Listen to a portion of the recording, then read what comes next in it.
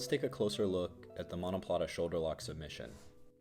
You'll find the Monoplata present itself mostly when your opponent attempts to use the underhook to try to escape an already dominant position. By throwing our leg over the underhooking arm, we can trap the shoulder and begin to isolate the joint and attack the submission while still remaining in top position. We're going to cover the most important and overlooked details that make the Monoplata work, and also the most common mistakes that cause it to fail. One of the first things I'm going to look to do when I step over to catch this submission is to create a 90-degree angle in his arm and then lean my body over the arm to try to maintain that angle throughout the entire submission.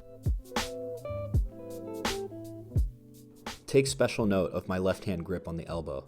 This is a great tool to have to increase the amount of force you're exerting on the joint rather than just using your leg. The mechanics for attacking the joint are exactly the same as a Kimura. You're applying rotational force on the shoulder from the point of contact on your hip. A common mistake is stepping over and leaving too much space, allowing your opponent to put their back to the mat.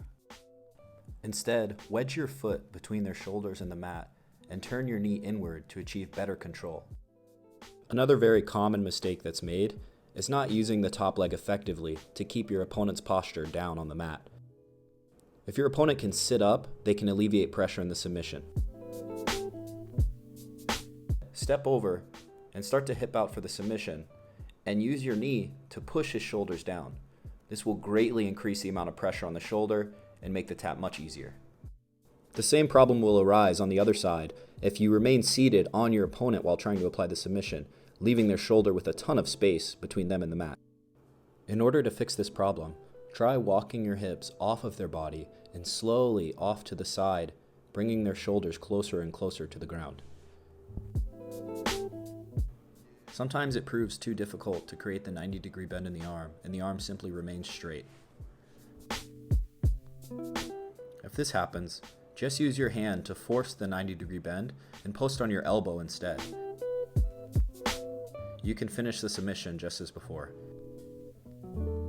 Another alternative when the arm remains straight is to post out and then pass the arm in front of your body and switch your hips for an arm bar. If you found this tutorial helpful and would like to see more, please like, subscribe, and share with a friend. Thanks for watching and happy training.